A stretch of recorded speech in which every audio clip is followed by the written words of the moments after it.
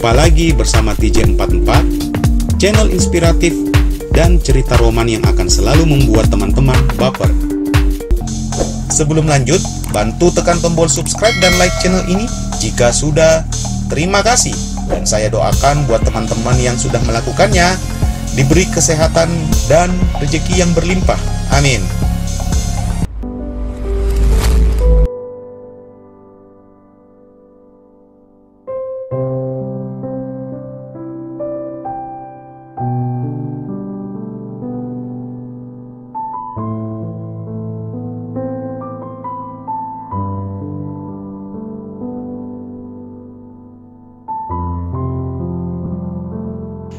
Dia ayahnya Rafa, Kak, ujar Puput. Raut wajah Diki langsung berubah. Diki pun menarik nafas dalam-dalam, kemudian dia mengangguk dengan begitu tenang.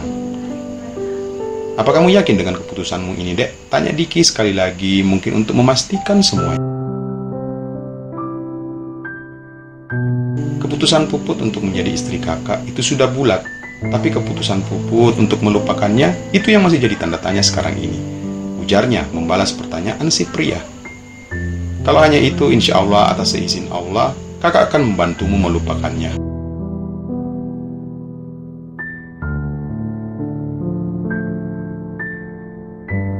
Puput hanya melempar senyum saja. Dia percaya pria ini yang akan menjadi suaminya nanti, pria yang baik.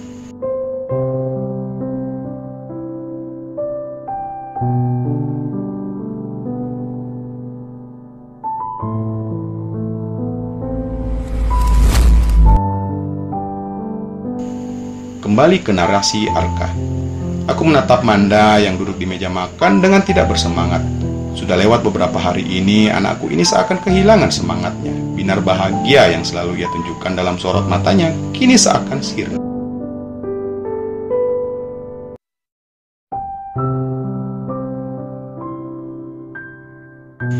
Aku mendengus kesal melihat anakku yang sekarang.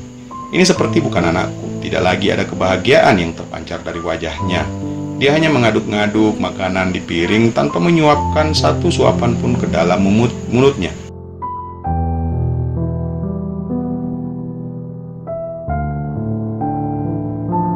Kamu kenapa sedih melulu, sayang? Tanyaku ke Manda.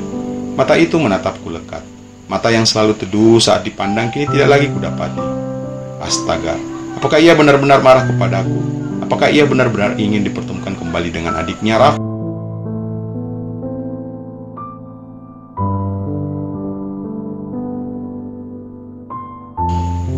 Terlihat dia berusaha menarik bibirnya ke atas, memaksakan senyum yang justru semakin pedih saat aku melihatnya. Jadi Manda nggak akan pernah ketemu lagi sama Dedek Rafa kan ya? Tanyanya masih dengan memaksakan senyumannya.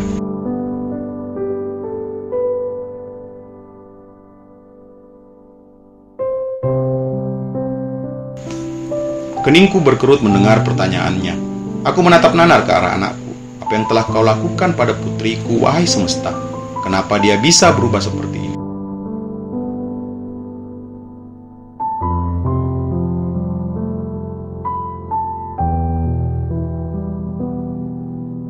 Yah, kenapa sayang? Manda gak mau pulang ke Makassar. Manda mau tinggal sama nenek sama kakek di Bandung.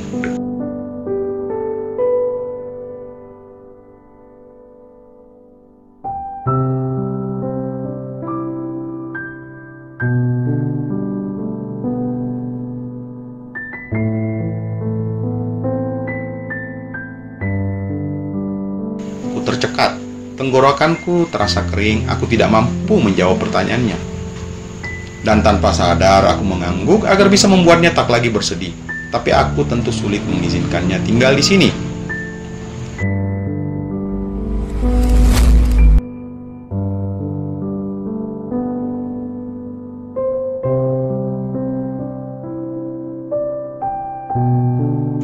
Present. Aku kembali tersadar dari lamunan panjangku atas kejadian 6 bulan yang lalu.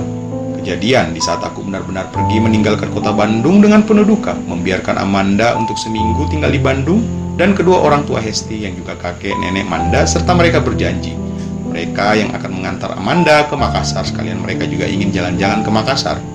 Aku tak masalah akan hal itu, dan pada akhirnya Aku pun pulang sendirian kala itu dengan tangan kosong, dengan hati yang penuh duka, dengan penyelesaianku yang selalu menghantui.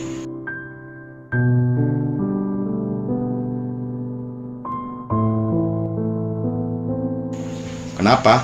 Nanti kalian juga akan paham kenapanya. Ketika moodku lagi bagus, maka aku akan menceritakan ke kalian apa yang sebenarnya terjadi waktu di Bandung. Waktu aku kembali menemui Puput atas dorongan putriku Amanda. Penasaran bukan? Nanti aja.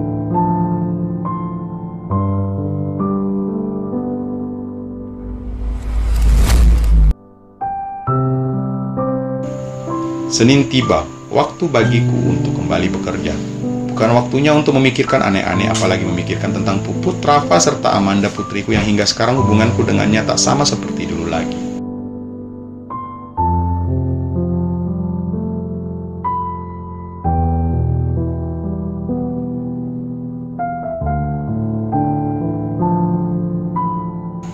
Yang terakhir aku dengar jika Puput akan menikah bulan depan. Lama sekali ya, hahaha. Apa mungkin ia menungguku? Entahlah.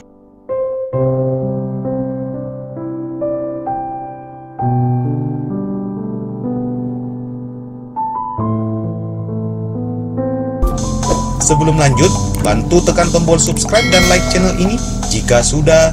Terima kasih. Dan saya doakan buat teman-teman yang sudah melakukannya, diberi kesehatan dan rezeki yang berlimpah. Amin.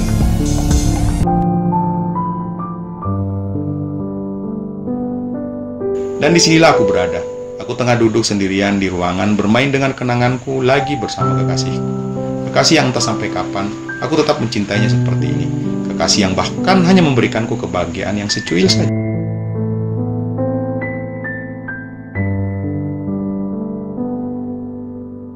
Meski demikian, efek terhadapku untuk sulit melupakannya menjadi bertahun-tahun lamanya. Sejujurnya, aku dulunya sangatlah andai saja.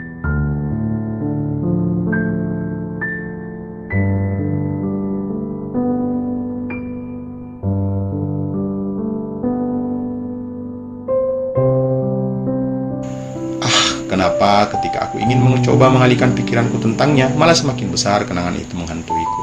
Kenangan yang membuatku menyesal seumur hidup ini.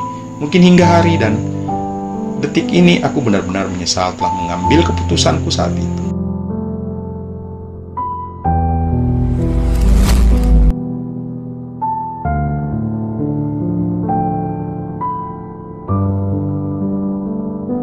Aku mengingat kejadian hari itu. Kejadian di mana aku akhirnya memberanikan diri untuk bertemu langsung di rumahnya. Apakah aku mengajak Manda? Ya, tentu, karena dia memaksaku untuk pergi malam ini. Jika tidak, maka dia akan beneran ngambek kepadaku.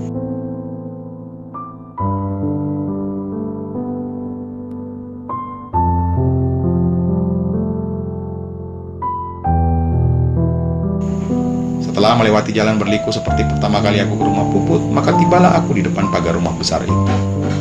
Tenda yang kemarin masih tetap terpasang dengan rapi di depan rumah Puput. Aku mengajak Amanda untuk ikut serta bersamaku. Setidaknya inilah kesempatan terakhir bagiku untuk memperbaiki semuanya. Sebelum kulangkahkan kakiku untuk mendekat ke rumah itu, tak lupa kulafazkan beberapa doa yang dapat menguatkan hati, jantung, dan mentalku. Beres.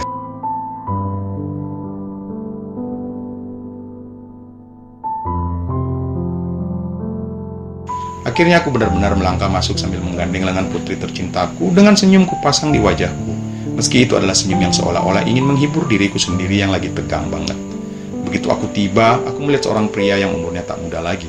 Dengan setelan parlente, jika aku bisa tebak, mungkin dia papanya Puput.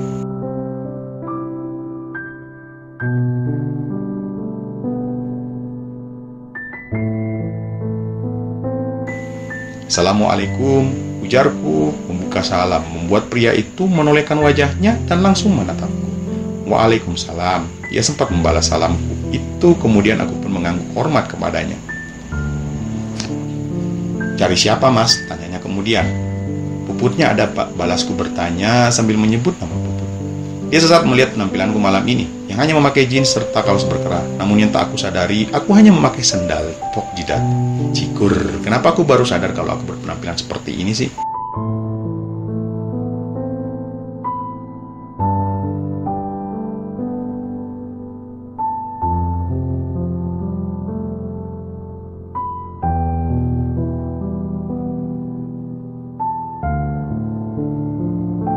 Bapak itu awalnya tersenyum, selanjutnya dia menyeringah kepadaku. Ada apa ini? Batinku sesaat. Kamu yang bernama Arka? Ya Pak, saya sendiri. Sopan juga kamu, ujarnya kembali. Sejauh ini memang aku berusaha untuk tetap berpikir positif, meski pandangan meremehkan darinya sejak awal ku dapatkan. Ternyata kamu punya nyali juga menunjukkan muka kamu di hadapan saya. Perasaanku semakin tak mengenakan sekarang ini.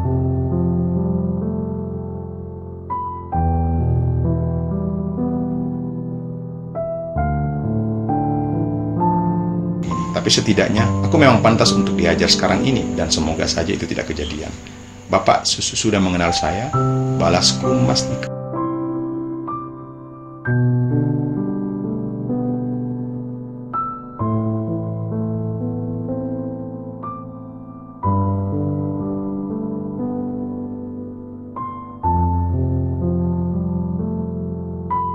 Oh tentu saja, laki-laki yang sudah menghancurkan masa depan putri saya, yang tak punya tanggung jawab sama sekali, yang juga sudah memanfaatkan kebaikan putri saya selama ini. Itu kan kamu?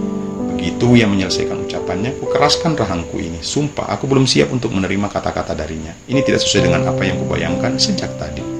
Dan satu lagi, dia berkata itu di depan putriku sendiri. Ini sudah sangat keterlaluan menurutku.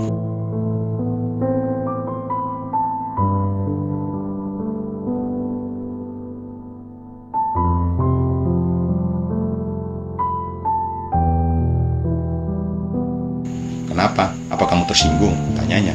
Ia menatapku, tatapan yang berapi-api, penuh amarah, pun tatapan yang seakan meremehkanku. Aku hanya sekali menarik nafas ketika aku berusaha melawan tatapannya.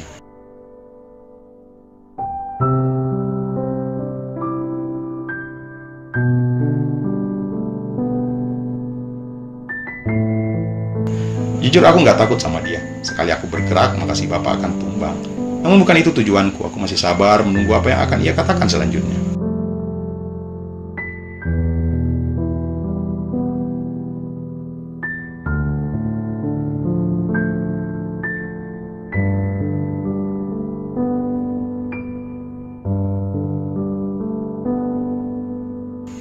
Oke, saya langsung saja ya.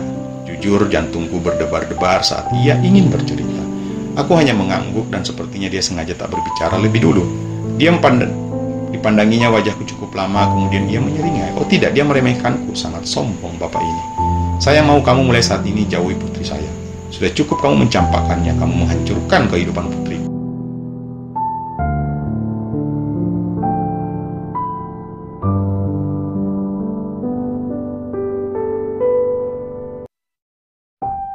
Cukup putriku mengenalmu, mengenal keluargamu, dan saya pun sebagai orang tua tak sudi putriku bertemu atau bahkan berteman denganmu. Apalagi sampai dia menjalin hubungan denganmu. Sungguh, saya akan menyesal kedua kalinya jika hal itu terjadi lagi.